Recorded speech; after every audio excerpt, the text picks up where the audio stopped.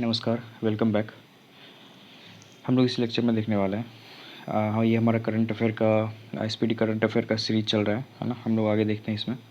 Lecture start करने से पहले आपसे रिक्वेस्ट है कि वीडियो पसंद आए तो वीडियो को लाइक करें, चैनल को सब्सक्राइब करें, है ना। जितने भी ऑपरेशंस होते हैं, जितने भी एक्सरसाइजेज होते हैं, उसको एक नाम दिया जाता है, कौन सा ऑपरेशंस है या क्या है ना। तो किस चीज़ से रिलेट करता है, ये इंपॉर्टेंट है ना। बहुत बार एग्जाम में पूछा जाता है। हम लोग देखते हैं ऑपरेशन सद्भाव, है ना। भारत सरकार द्वारा टाइफून यागी से प्रभावित म्यांमार, लाओस और वियतनाम की मदद के लिए ऑपरेशन सद्भाव चलाया गया था। और टाइफून जो है यागी कहाँ कहाँ पे ये प्रभावित किया था, तो म्यांमार में, हमारा पड़ोसी राज्य है लाओस और वियतनाम में, है ना। ध्यान रखना ये। ऑपरेशन कन्विक्शन, उत्तर प्रदेश सरकार द्वारा यौन उत्पीड़न तथा धर्म परिवर्तन को कम करने एवं उसमें संलिप्त अपराधियों को गिरफ्तार करने के लिए, है ना। ऑपरेशन कन्विक्शन उत्तर प्रदेश सरकार का है, ध्यान रखना है आपको। ऑपरेशन राइजिंग सन, राजस्व खुफिया निदेशालय द्वारा 4 राज्यों में सोने की तस्करी सिंडिकेट को उजागर करने के लिए। ये सब बहुत बार है ना कि ऑपरेशन का नाम दे दिया जाता है और पूछ दिया जाता है कि कौन से डिपार्टमेंट का है या कौन से राज्य का है, कौन से विभाग का है। ये आपको ध्यान रखना है, बहुत बार एग्जाम में पूछा जाता है, इससे क्वेश्चन बहुत बार बनता है। ऑपरेशन बॉम्बे बकेट वायुसेना का है ना, द्वारा नैनीताल के जंगलों में लगी आग को बुझाने के लिए। ये इंपॉर्टेंट है। ऑपरेशन मर्यादा उत्तराखंड पुलिस का है, केदारनाथ यात्रा के संचालन के लिए। ऑपरेशन शील्ड, इजराइल ने ईरानी हमले रोकने के बाद अपने डिफेंस ऑपरेशन का नाम दिया है ना। ऑपरेशन शील्ड किसका है, तो इजराइल का है। ऑपरेशन संकल्प भारतीय नौसेना का है। इसके तहत ईरानी जहाज अल कंबर और 23 पाकिस्तानी नागरिकों को समुद्री लूटों से बचाने के लिए ऑपरेशन संकल्प, ये बहुत इंपॉर्टेंट है ना। ये तो इंटरनेशनल का हो गया, तो ये ध्यान रखना है, ये बहुत न्यूज़ में था। ऑपरेशन संकल्प। ऑपरेशन इंद्रावती, हैती में फंसे भारतीयों को निकालने के लिए। ऑपरेशन कामधेनु, जम्मू कश्मीर पुलिस द्वारा मवेशी तस्करों पर नकेल कसने के लिए, है ना। देखते हैं आगे। ऑपरेशन नन्हे फरिश्ते, इसके तहत रेलवे सुरक्षा बल ने 549 से अधिक बच्चों को उनके परिवार से मिलाया। ऑपरेशन नन्हे फरिश्ते किसका है, तो रेलवे आरपीएफ का, रेलवे सुरक्षा बल का, ध्यान रखना है।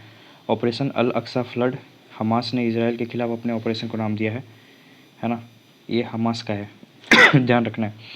ऑपरेशन अमृत, केरल सरकार द्वारा एंटीबायोटिक दवाएं को के अति प्रयोग को रोकने के लिए है। ऑपरेशन अमृत केरल सरकार का है।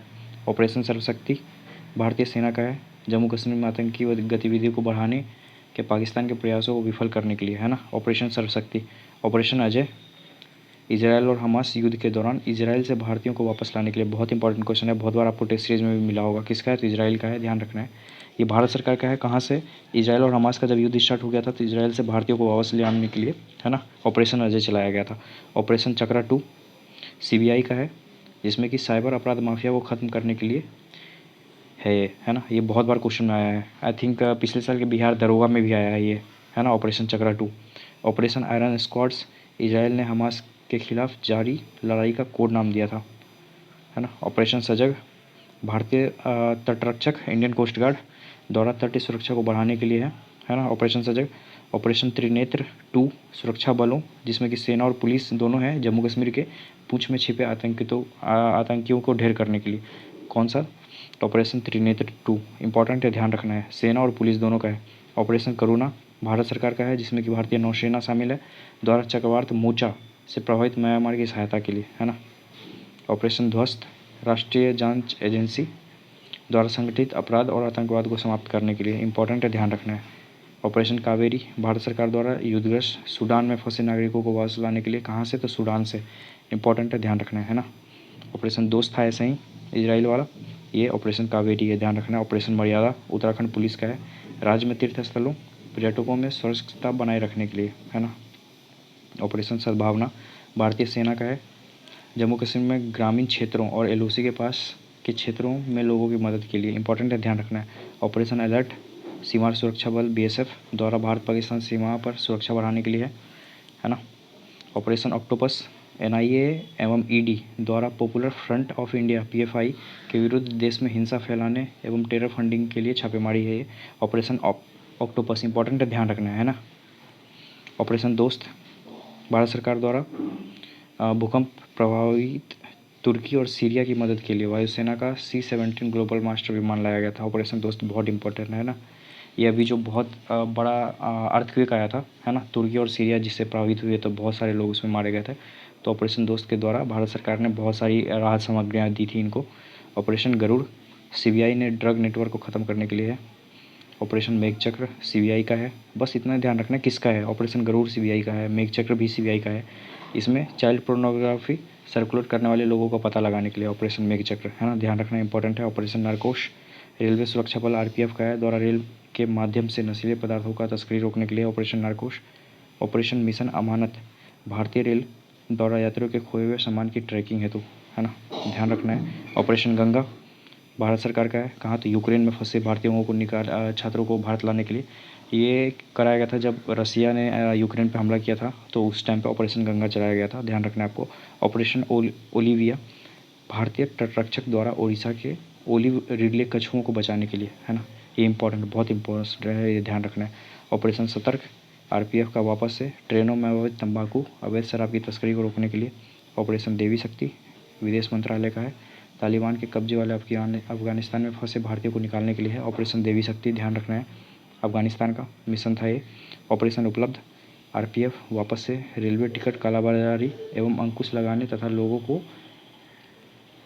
उपलब्ध कराने के लिए, टिकट उपलब्ध कराने के लिए है ना, ये ध्यान रखना है। ऑपरेशन ब्लू फ्रीडम सामाजिक न्याय और अधिकारिता मंत्रालय द्वारा सियाचिन ग्लेशियर पर दिव्यांग लोगों को ट्रैकिंग के लिए एक अभियान ऑपरेशन ब्लू फ्रीडम है ना, ध्यान रखना है। जो विकलांग लोग हैं, जो दिव्यांग लोग हैं, उनको वहाँ पे ट्रैकिंग के लिए सियाचिन ग्लेशियर पे ये एक अभियान है। ऑपरेशन आहट वापस से आरपीएफ का है, महिला और बच्चों के तस्करों से बचाने के लिए है, ध्यान रखना है। ऑपरेशन सर्द हवा सीमा सुरक्षा बल जिसको कि बीएसएफ बोलते हैं, द्वारा राजस्थान के पश्चिमी अंतर्राष्ट्रीय सीमा पर घने कुहासे में घुसपैठ की घटनाओं को रोकने के लिए, जो पाकिस्तान वाला एरिया है ना राजस्थान से, तो सर्द हवा उसको जो घुसपैठ ना आए पाकिस्तान से जो घुसपैठिए जो आतंकवादी इंडिया में आते हैं, तो उसके लिए ये चलाया गया था ऑपरेशन सर्द हवा। ऑपरेशन समुद्र सेतु नौसेना का है, कोविड-19 के दौरान मालदीव में फंसे भारतीयों को वापस लाने के लिए है ना, इंपॉर्टेंट है। ये सारे जितने भी ऑपरेशन हैं ये सारे इंपॉर्टेंट है, आपको ध्यान रखना है ना। हम लोग आगे आते हैं, भारत सरकार की जो प्रमुख रिपोर्ट हैं वो देख लेते हैं हम लोग एक एक करके। वैश्विक बहुआयामी गरीबी सूचकांक 2024 का जारी कौन करता है, यूएनडीपी है ना, ये ध्यान रखना है आपको। और क्या बोल रहा है इसमें, तो लगभग पूरा दुनिया में 1.1 बिलियन लोग तीव्र गरीबी से लड़ रहे हैं। तो मतलब इतने सारे लोग बहुत ज़्यादा गरीब हैं है ना, इनको खाने पीने का भी बहुत दिक्कत होता है। पूरा दुनिया का बात हो रहा है। गरीब आबादी में से आधे से अधिक 584 मिलियन बच्चे हैं जो कि 18 वर्ष से कम उम्र के हैं है ना, आधा तो बच्चे ही हैं। कई गरीब लोग बुनियादी संसाधनों से वंचित हैं, जैसे 828 मिलियन पर्याप्त स्वच्छता, मैंने आपको बताया। आवास बहुत कई इनके पास बहुतों के पास घर नहीं है, बहुतों के पास खाने पकाने के लिए मतलब साधन नहीं है, लकड़ी नहीं है, गैस नहीं है ना, कितने तो सही से रहते नहीं हैं। पूरी दुनिया में भारत में सबसे अधिक गरीब रहते हैं, जाहिर सी बात है। आप कहीं भी जाइए, किसी भी शहर में जाइए, आपको रोड के किनारे बच्चे भीख मांगते दिख जाएंगे, या फिर कहीं भी बहुत बड़े बड़े एरिया में देखिए झुग्गी झोपड़ी बहुत सारी बनी हुई है, सब लोग गरीब लोग ऐसे ही रहते हैं वहाँ पे है ना, ये ध्यान रखना है। पूरी दुनिया में सबसे ज़्यादा गरीब लोग कहाँ हैं, भारत में। छठा राज्य खाद्य सुरक्षा सूचकांक, छठा कौन सा, ये याद रखना है, छठा है। जारी कोड करता है FSSAI, ध्यान रखना है। इसमें टॉप कौन है, केरल है ना, दूसरे पे तमिलनाडु है। पूर्वोत्तर पहाड़ी राज्य में टॉप पे है नागालैंड है ना, जो नॉर्थ ईस्ट वाला एरिया ना उसमें पहाड़ी राज्य में तो टॉप पे कौन है, नागालैंड है। और जो केंद्र शासित प्रदेश है उसमें कौन है, तो जम्मू कश्मीर है, दूसरा चंडीगढ़। बिहार का स्थान 21वां है, ये ध्यान रखना है आपको है ना, सबसे कम नहीं है, 21वां है। आते हैं आगे, चौथा है ये SDG भारत सूचकांक, जारी कौन करता है, नीति आयोग, पता होगा आपको। प्रथम कौन है, केरल एवं उत्तराखंड है ना, दूसरा इसमें भी तमिलनाडु है। केंद्र शासित प्रदेश में चंडीगढ़ पहला है, दूसरा जम्मू कश्मीर है। अब बिहार का स्थान सबसे अंतिम, नीचे से टॉप है ना, किसमें, तो SDG में, ध्यान रखना है। SDG में बिहार नीचे से टॉप किया है, 57। स्वच्छता सर्वेक्षण अवार्ड 8वां संस्करण था, ये इंपॉर्टेंट है, ध्यान रखना है। कौन सा संस्करण, ये पूछा जाता है, मैं आपको बता रहा हूँ, ये पूछा जाता है कौन सा संस्करण था ये है ना। जारीकर्ता कौन जारी किया है, केंद्रीय आवास एवं शहरी मंत्रालय है ना। स्वच्छता सर्वेक्षण 2023 का थीम क्या था, वेस्ट टू वेल्थ। और 2024 का रिड्यूज रीयूज रिसाइकल, RRR है ना, RRR, ध्यान रखना है आपको। सबसे स्वच्छ शहर इंदौर और सूरत है ना, संयुक्त रूप से। तीसरा स्वच्छ शहर नवी मुंबई है ना। पटना का स्थान 77वां है। सबसे स्वच्छ छावनी बोर्ड कौन सा है, तो महू है, ये MP में है ना। सबसे स्वच्छ गंगा शहर कौन सा, तो वाराणसी और प्रयागराज, इम्पोर्टेंट है। सबसे स्वच्छ शहर 1 लाख से कम आबादी वाले श्रेणी में तो कौन है, शाश्वत महाराष्ट्र। फिर पाटन छत्तीसगढ़ का, लोनावला। राज्यों में सबसे स्वच्छ कौन सा है? तो महाराष्ट्र है, दूसरा एमपी और तीसरा छत्तीसगढ़, है ना। निम्न प्रदर्शन वाले राज्य, सबसे कम जो प्रदर्शन किए हैं उसमें अरुणाचल प्रदेश, मिजोरम, राजस्थान और नागालैंड है। बिहार का स्थान 15वां है, ध्यान रखना है ना। स्वच्छता वाले इसमें स्वच्छता सर्वेक्षण अवार्ड में बिहार का रैंक 15वां है, ध्यान रखना है। दूसरा राष्ट्रीय बहुआयामी गरीबी सूचकांक, तो इसको भी नीति आयोग जारी करता है। सबसे ज़्यादा गरीब राज्य कौन? बिहार, फिर झारखंड और उसके बाद कौन? यूपी, ध्यान रखना है। इसमें भी नीचे से टॉप पे बिहार ही है। सबसे कम गरीब राज्य केरल, है ना। 2015-16 से लेकर 2019-21 के बीच में 13.5 करोड़ लोग गरीबी से बाहर आए हैं। ये बस बोलने के लिए है। ग्रामीण क्षेत्रों में गरीबों में 32.59% से 19.28% की गिरावट हुई है। शहरी क्षेत्रों में गरीबी में 8.65% से 5.27% की गिरावट हुई है ना। 2015-16 से 19-21 के बीच में गरीबी की तीव्रता 47% से घटकर 44% हो गई। ये उतना फैक्ट ये इंपॉर्टेंट नहीं है। गरीबी की कुल संख्या अनुपात में भारी गिरावट इंपॉर्टेंट नहीं है, इतना छोड़ दीजिए, इतना फैक्ट नहीं है, वो देखते हैं। भारत में सड़क दुर्घटना रिपोर्ट 2022 कौन जारी करता है? सड़क परिवहन एवं राजमार्ग मंत्रालय, इंपॉर्टेंट है, ध्यान रखना है आपको। 2022 में सड़क दुर्घटना से जो लगभग 1.5 लाख, 1.25 लाख लोगों की मृत्यु हुई है, जिसकी 2021 की तुलना में लगभग 12% की वृद्धि हुई है। ये इंपॉर्टेंट है, ये ध्यान रखना है ना। 2022 में 36.2% मोटे राष्ट्रीय राजमार्गों पर हुई है, 24.3% राज्य राजमार्गों पर हुई है और 39.4% सड़कों पर हुई है ना। ये ध्यान रखना है आपको। 2022 में सबसे अधिक सड़क दुर्घटनाएं कहाँ? तो तमिलनाडु में। ये इंपॉर्टेंट है, ये लाइन इंपॉर्टेंट है, ध्यान रखना। सबसे ज़्यादा कहाँ हुआ है? तमिलनाडु में, है ना। उसके बाद कहाँ? एमपी में हुआ है, ध्यान रखना। पहला तमिलनाडु, दूसरा एमपी। सड़क दुर्घटनाओं में सर्वाधिक मृत्यु दर कहाँ है? सबसे ज़्यादा लोग मरे हैं दुर्घटना में, मरने वाले लोगों की जनसंख्या सबसे ज़्यादा उत्तर प्रदेश में, है ना। दुर्घटनाओं में सर्वाधिक मौतें 2 पहिया चलाने वालों 44% की हुई है ना, बाइक वाले, स्कूटी वाले। तीसरा निर्यात तैयारी सूचकांक 2022 कौन जारी करता है? नीति आयोग। राज्यों में शीर्ष 3 राज्य कौन कौन है? तमिलनाडु, महाराष्ट्र, कर्नाटक, है ना। निर्यात जो एक्सपोर्ट होता है ना, ध्यान रखना, एक्सपोर्ट कहाँ से होता है? तमिलनाडु, महाराष्ट्र, कर्नाटक से। पहाड़ी राज्य में उत्तराखंड से। केंद्र शासित प्रदेश में छोटे राज्य में गोवा। बिहार का स्थान क्या है? 22वां। प्रदर्शन ग्रेडिंग इंडेक्स में कौन जारी करता है? शिक्षा मंत्रालय, ध्यान रखना है। 73 अलग अलग मानकों के आधार पर अंक दिए जाते हैं इसमें, ठीक है। इसके तहत 10 श्रेणियाँ बनाई गई हैं जो 1000 अंकों के आधार पर डिपेंड है इसमें, जिसमें कि दक्ष 941 से 1000, उत्कर्ष 881 से 940, अति उत्तम 821 से 880, उत्तम 761 से 820, है ना। आप बाद बाकी ये देख लीजिए आप, ये ज़्यादा वैसा इंपॉर्टेंट है नहीं, ये नहीं पूछा जाता है। कितने भी रिपोर्टें हैं, है ना, कौन जारी करता है, इसमें कितने देश हैं, है ना, टॉप पे कौन सा शहर है और इसमें भारत का रैंक क्या है, ये हम लोग देखने वाले हैं, है ना। तो हम लोग देखते हैं एक करके। सबसे पहला नेटवर्क रेडीनेस इंडेक्स, पोर्टुलन्स इंस्टीट्यूट ये जारी करता है। टोटल 133 देश शामिल है। अमेरिका टॉप पर है इसमें। भारत का रैंक है 49, है ना। जलवायु परिवर्तन प्रदर्शन सूचकांक 2025 का ये रिपोर्ट है, बहुत इंपॉर्टेंट है, ध्यान रखना है। आपको पता ही होगा, जितने भी एनटीपीसी के एग्ज़ाम हैं, एसआई वाले एग्ज़ाम ले लीजिए, बिहार एसएससी या एसएससी के एग्ज़ाम ले लीजिए, सीजीएल वाले ले लीजिए, सीएचएसएल, एमटीएस, जीडी, किसी भी एग्ज़ाम में ये सूचकांक से पूछा ही जाता है। जितने भी इंडेक्स हैं, इंडिया का रैंक क्या है, ये तो पूछा ही जाएगा, है ना। आपने अगर रेलवे का भी अभी एग्ज़ाम दिया होगा, आपने नोटिस किया होगा, वहाँ भी पूछा गया है। बहुत सारे इंडेक्स से क्वेश्चन आपको सारे चीज़ें यहाँ दिख जाएंगी, है ना।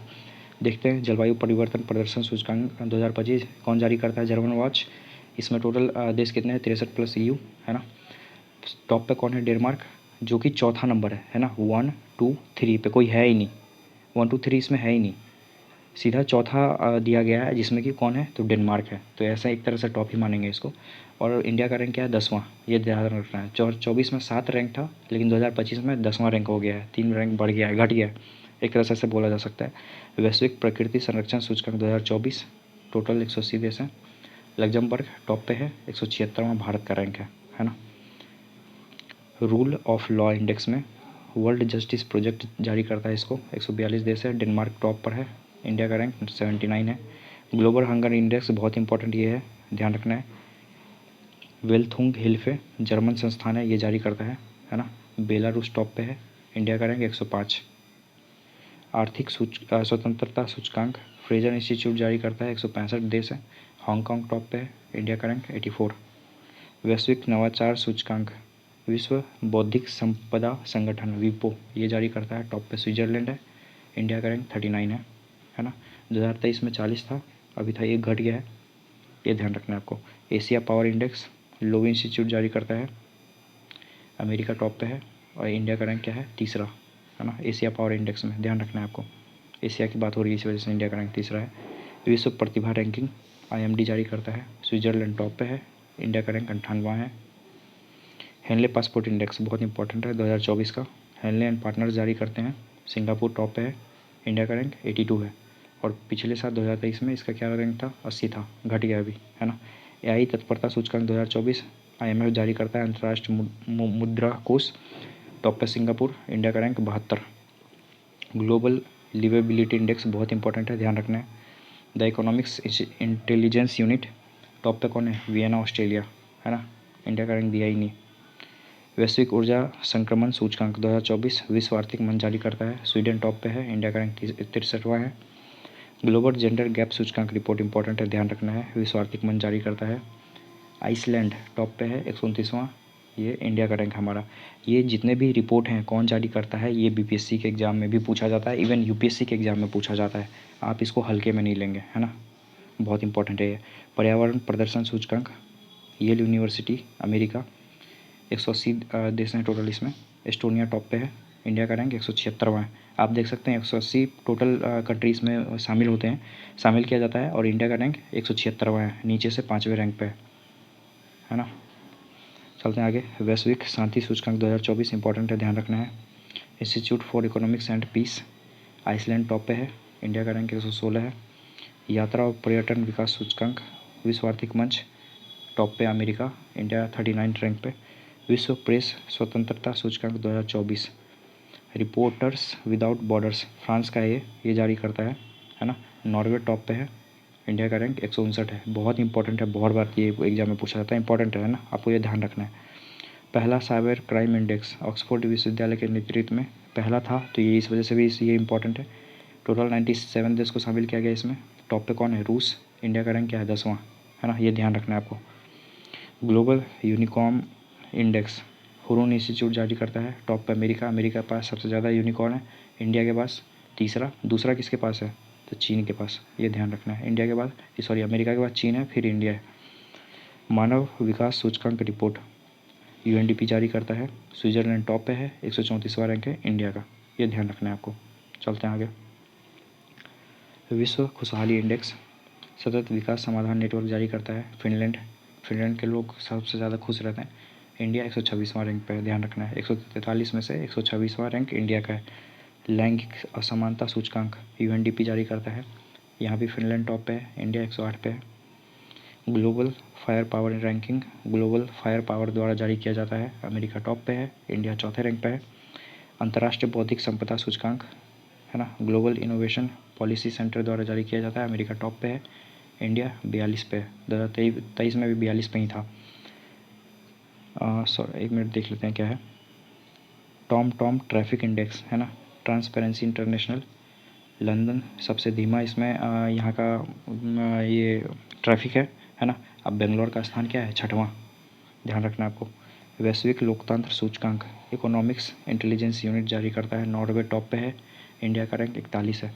भ्रष्टाचार धारणा सूचकांक ट्रांसपेरेंसी इंटरनेशनल इंपॉर्टेंट है, ध्यान रखना है, डेनमार्क टॉप पे है, इंडिया 93 रैंक है इंडिया का।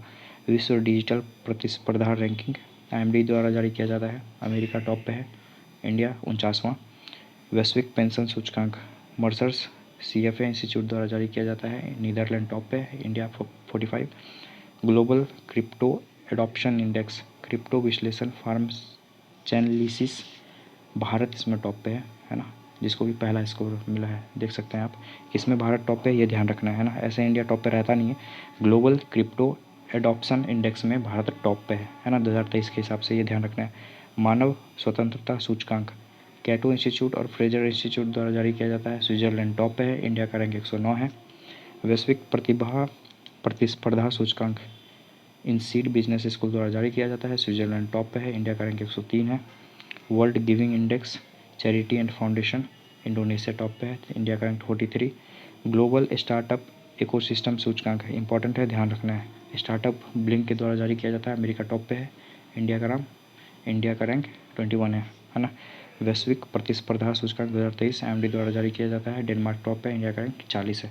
जितने भी सूचकांक हैं ये इंपॉर्टेंट है, स्पेशली 2024 वाले हैं, ये ध्यान रखना है आपको। 23 का तो नहीं पूछा जाएगा, 24 का भले पूछा जा सकता है, ये इंपॉर्टेंट आपको ध्यान रखना है ना। हम लोग चलते हैं आगे। जो आर्थिक सर्वेक्षण है, बहुत बार एग्जाम में ये देखा जाता है कि जो रिसेंटली होता है, जैसे 2024-25 का है, तो उससे नहीं पूछा जाएगा, आपको एक साल पीछे का पूछा जाएगा, है ना। तो इस वजह से इंपॉर्टेंट हो जाता है, तो हम लोग ध्यान रखते हैं, है ना। किसने जारी किया था? निर्मला सीतारमन ने, ये ध्यान रखना है आपको। और इसके जो सीए हैं, मुख्य आर्थिक सलाहकार कौन है? तो वी अनंत नागेश्वरन। इनके नेतृत्व में ये इनका दूसरा आर्थिक सर्वेक्षण था, ये ध्यान रखना है आपको। इनका नाम याद रखना है। मुख्य आर्थिक सलाहकार कौन है? वी अनंत नागेश्वरन, है ना। चलते हैं, देखते हैं। वित्त वर्ष 2023-24 में भारत की जो वास्तविक जीडीपी थी वो 8.2% बढ़ी है ना। वित्त वर्ष 2024 में भारत की जीडीपी 6.5 से 7% के बीच रहने की उम्मीद है। जो इम्पोर्टेंट हम लोग वही देखेंगे, है ना। वित्त वर्ष 2024 में वैश्विक वस्तुओं के निर्यात में भारत की हिस्सेदारी 1.8% थी, ये ध्यान रखना है आपको। तो बोल रहा है टोटल वर्ल्ड में जितने भी वस्तुएं निर्यात की गई है, जो हम लोग इंपोर्ट करते हैं, है ना, ये टोटल में 1.8% हम लोग इंपोर्ट करते हैं। बेरोज़गारी दर बोला जा रहा है इसके हिसाब से 3.2% घटी है। अच्छा सॉरी, इतना घटकर 3.2% रह गई है। बोल रहा है इंडिया में बेरोज़गारी दर सिर्फ इतना ही है, 3.2%। ये ध्यान रखना है। युवा बेरोज़गारी दर इसमें बोल रहा है 2027-18 के 17.8% से घट के 2022-23 के 10% हो गई है। अभी बोल रहे युवा बेरोज़गारी दर 10% है। वर्तमान में महिला श्रम बल भागीदारी कितना परसेंट है? 37%। बहुत इंपॉर्टेंट है, पूछा जाता है बहुत बार एग्जाम में। महिला श्रम बल भागीदारी कितना है? तो 37% है, ध्यान रखना है आपको, है ना।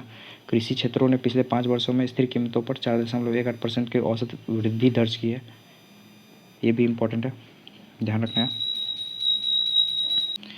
इसमें बोल रहा है कि वित्त वर्ष 2023-24 में सेवा क्षेत्र की अर्थव्यवस्था में 55% की भागीदारी थी, है ना, जो इस वर्ष के दौरान 7.6% की इसमें वृद्धि देखी गई है, मतलब और ज़्यादा हो गई है। सेवा हम लोग सबसे ज़्यादा कहाँ से कमा रहे हैं? तो सेवा से सबसे ज़्यादा आय आता है ना, ये ध्यान रखना आपको। डिजिटल माध्यम से दी जाने वाली सेवाओं के निर्यात वो वैश्विक स्तर पर ही भारत की हिस्सेदारी वित्त वर्ष में बढ़कर 6% हो गई है, ये ध्यान रखना है। 2024 में हवाई यात्रियों की संख्या 15% की वृद्धि हुई है ना। ये तो बस ऐसा ही मतलब एक फैक्ट टाइप का है, ये ध्यान रखना क्या क्या हुआ है, क्या क्या प्रोग्रेस किया है इंडिया, उसके बारे में इसमें बताया जाता है ना। भारत में टेक्नोलॉजी संबंधी स्टार्टअप 2014 में लगभग 2000 थे, जो कि 2023 में कितने हो गए? 21,000, ये ध्यान रखना है। राष्ट्रीय राजमार्ग के निर्माण की गति बढ़कर वित्त वर्ष 2024 में प्रतिदिन 34 किलोमीटर, मतलब एक दिन में 34 किलोमीटर नेशनल हाईवे बनता है कहीं ना कहीं, ये ध्यान रखना है। पिछले 5 वर्षों में रेलवे पर पूंजीगत व्यय 77% की वृद्धि हुई है ना। भारत में 55 सक्रिय अंतरिक्ष परिसंपत्तियां हैं, जिनमें 18 संचार हैं, 9 नेविगेशन, 5 वैज्ञानिक, 3 मौसम विज्ञान और 20 पृथ्वी अवलोकन उपग्रह शामिल है, ध्यान रखना है। डिजी लॉकर प्लेटफॉर्म पर 26.28 करोड़ से ज़्यादा पंजीकृत उपयोगकर्ता हैं। 674 करोड़ से ज़्यादा जारी किए गए दस्तावेज हैं। डिजी लॉकर अभी आपको पता होगा, आपका सारा डॉक्यूमेंट ऑनलाइन फॉर्म में यहीं पे रहता है। डिजी लॉकर में आप कहीं भी एक्सेस कर सकते हैं। वित्त वर्ष 2024 में 21 हवाई अड्डों की नई टर्मिनल इमारतें चालू की गई है, ये इंपॉर्टेंट है, ध्यान रखना है ना। भारत के ई वाणिज्य उद्योग वित्त वर्ष 2030 तक 350 अरब अमेरिकी डॉलर पार करने की उम्मीद बताई जा रही है, ये ध्यान रखना है आपको। 2015-16 से 2023-24 तक प्रति बूंद अधिक फसल योजना के तहत, ये योजना का नाम याद रखना है, प्रति बूंद अधिक फसल 90 लाख हेक्टेयर क्षेत्र को कवर किया गया है, इंपॉर्टेंट है। भारत 50 बिलियन अमेरिकी डॉलर के मूल्यांकन के साथ मात्रा के हिसाब से दुनिया का तीसरा सबसे बड़ा बाजार है। दुनिया का तीसरा सबसे बड़ा बाजार कौन है? भारत, ध्यान रखना आपको। वस्त्र निर्माण में भारत वैश्विक स्तर पर दूसरा सबसे बड़ा और शीर्ष 5 निर्यातकों में से एक है, ये भी इंपॉर्टेंट रखना है। वस्त्र निर्माण में इंडिया में सबसे ज़्यादा दूसरे नंबर टॉप 2 में इंडिया दूसरे नंबर पे है। आयुष्मान भारत के तहत 34.7 करोड़ कार्ड जारी किए गए थे, है ना, जिसमें कि 7.37 करोड़ अस्पताल प्रवेश को कवर करते हैं, ये इंपॉर्टेंट है, ध्यान रखना है। और हम लोग देख लेते हैं मार्च 2024 में इंटरनेट घनत्व कितना बढ़कर हो गया है? 68.2% इंटरनेट घनत्व है 2024 में मार्च में, ये आपको ध्यान रखना है ना। पोषण भी पढ़ाई भी कार्यक्रम का उद्देश्य आंगनवाड़ी केंद्रों पर विश्व का सबसे बड़ा सार्वभौम उच्च गुणवत्ता वाला प्री स्कूल नेटवर्क विकसित करना है। ये याद रखेंगे। पोषण भी पढ़ाई भी किसका है, आंगनवाड़ी केंद्र से ये रिलेटेड है, ये ध्यान रखना है आपको। अनुसंधान और विकास प्रगति के तहत वित्त वर्ष 2024 में लगभग 1 लाख पेटेंट प्रदान किया गया, जबकि वित्त वर्ष 2000 में ये 25,000 से भी कम था। ये ध्यान रखना है आपको, है ना। ये इम्पोर्टेंट है, बहुत ज़्यादा इम्पोर्टेंट है। पीएम आवास ग्रामीण के तहत 2.63 करोड़ घरों का निर्माण किया गया है। 2014-15 से ग्राम सड़क योजना के तहत 15.114 लाख किलोमीटर सड़कें पूरी की गई है ना। ये इम्पोर्टेंट है, ध्यान रखना है आपको। केंद्रीय बजट, हम लोग केंद्रीय बजट को भी देख लेते हैं, है ना। वित्त मंत्री केंद्रीय बजट कौन पेश करता है, सीतारमण। ये आपको ध्यान रखना है। 2024 में ये अपना 7वां केंद्र बजट पेश किए, है ना। 2024 का बात हो रहा है, इस बार 25 में ये 8वां अपना केंद्र बजट पेश की थी, ये आपको ध्यान रखना है ना।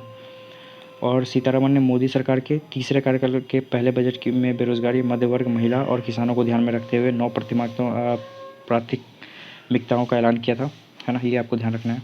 चलते हैं आगे, हम लोग देखते हैं। वित्त वर्ष 2024 में भारत की विकास दर 8.2% रही है ना। राजकोषीय घाटा ये पूछा जाता है बहुत बार एग्जाम में, घरेलू उत्पाद का कितना रहा है, तो 4.9% रहने का अनुमान है, ये ध्यान रखना है आपको। बजट में बिहार को करीब, ये तो इम्पोर्टेंट है, बिहार को कितना मिला है, 59,000 करोड़ रुपए। आंध्र प्रदेश को 15,000 करोड़ रुपए, है ना। ये ध्यान रखना है आपको।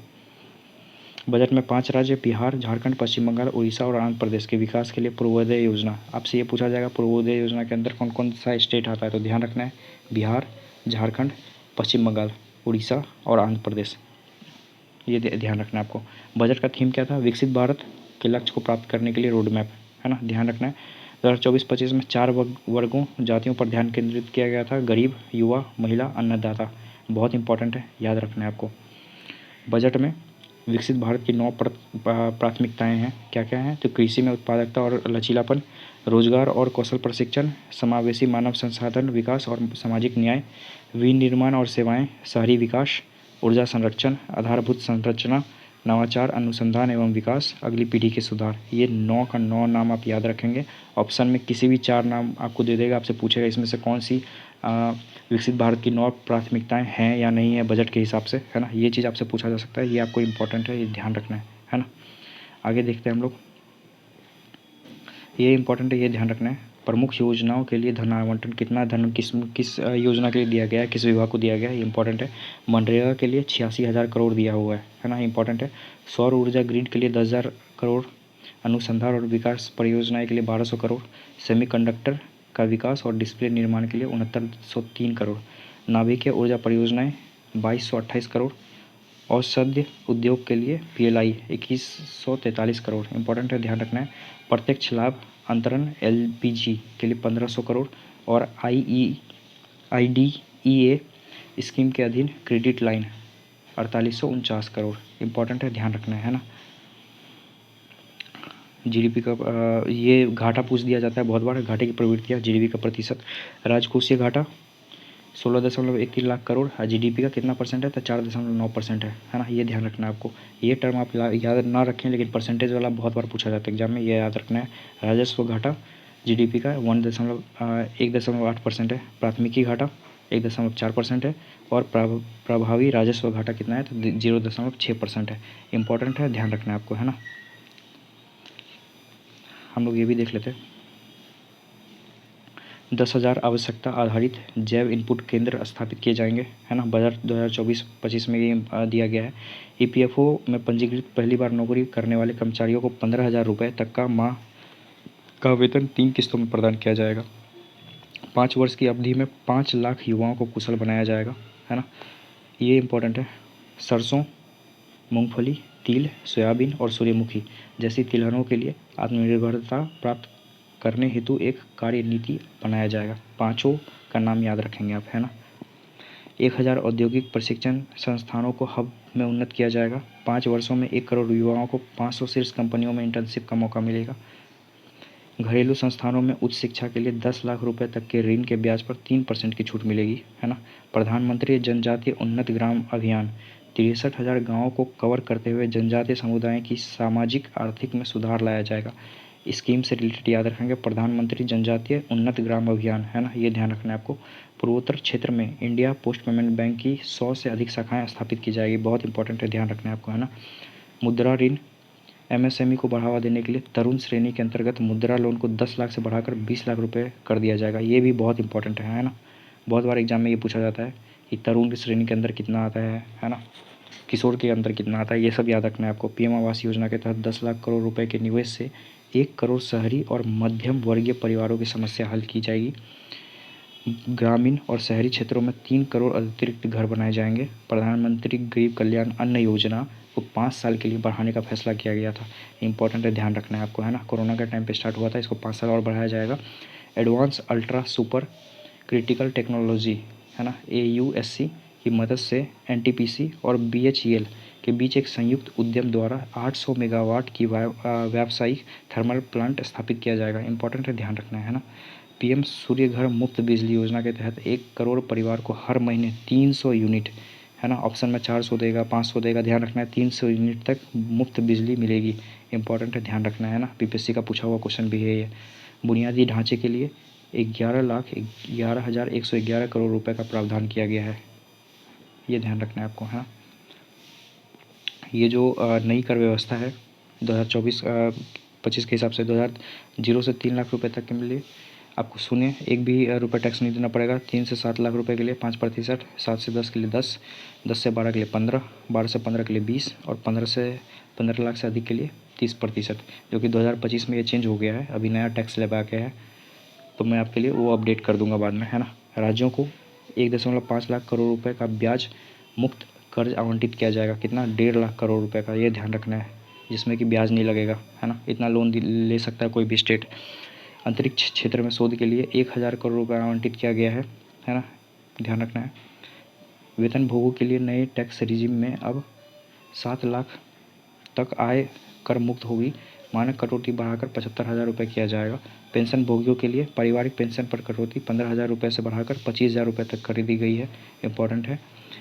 कुछ वित्तीय परिस्थितियों पर अल्पावधि लाभ पर 20% कर लगेगा, है ना। वो ये डिसाइड करेगा वो सेंटर की किस पे लाभ, किस पे टैक्स लेना है, किस पे नहीं लेना है ना। इसलिए कुछ लिखा गया। अपील में लंबित आयकर विवादों के समाधान के लिए विवाद से विश्वास योजना शुरू किया गया है। इंपॉर्टेंट है, कौन सा योजना? विवाद से विश्वास योजना। ये इंपॉर्टेंट ध्यान रखना है। विदेशी कंपनियों पर कॉर्पोरेट कर की दर घटकर 35% कर दी गई है, घटा दिया गया है। कॉर्पोरेट विदेशी कंपनियों पर कॉर्पोरेट कर की दर, है ना, कॉर्पोरेट टैक्स जो लगता है वो घटा दिया गया है। सोने और चांदी पर सीमा शुल्क घटाकर 6% किया गया है।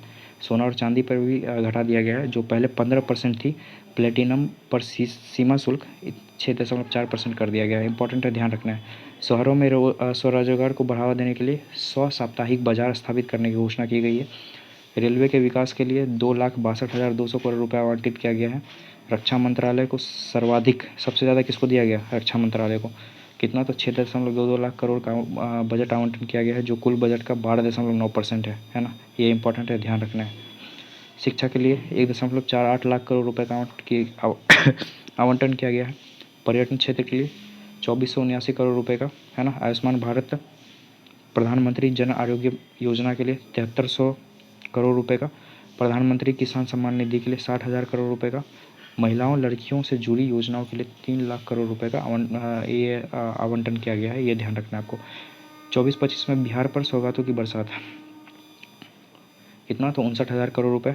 पता है आपको। पटना पूर्णिया भागलपुर बक्सर बोधगया दरभंगा एक्सप्रेसवे बन रहा है, ध्यान रखना है। कहाँ? पटना पूर्णिया भागलपुर बक्सर बोधगया दरभंगा। बिहार की सड़क परियोजना के लिए 26,000 करोड़ रुपये, है ना। 21,400 करोड़ से पीरपैंती भागलपुर में विद्युत परियोजना शुरू होगी। कोसी मेची लिंक परियोजना को मंजूरी दी गई है ना। मेची बोले तो कहाँ? महानदी, ये ध्यान रखना है आपको, है ना। बाढ़ से नुकसान के अध्ययन और रोकथाम के लिए 11,500 करोड़ रुपए का प्रावधान दिया गया है। काशी विश्वनाथ मंदिर कॉरिडोर के तर्ज पर विष्णुपद मंदिर कॉरिडोर और महाबोधि मंदिर कॉरिडोर विकास किया जाएगा। नालंदा विश्वविद्यालय को उसके गौरवशाली स्वरूप में पुनर्जीवित करने के अलावा नालंदा को एक पर्यटन केंद्र के रूप में विकसित किया जाएगा। राजगीर के हिंदू, जैन एवं बौद्ध तीर्थस्थलों को वैश्विक पर्यटन मानचित्र पर लाया जाएगा। बिहार में 10 नए एयरपोर्ट का निर्माण किया जाएगा और बिहार को कम से कम 2 मेडिकल कॉलेज मिल सकेंगे, है ना। ये सारी बातें इस बार की बजट में थी, है ना। इस लेक्चर के लिए हम लोग इतना ही रखते हैं। अगले लेक्चर से हम लोग देखने वाले हैं केंद्र सरकार की योजनाएं, है ना। तो वीडियो पसंद आए वीडियो को लाइक करें, चैनल को सब्सक्राइब करें। हाँ, थैंक यू सो मच।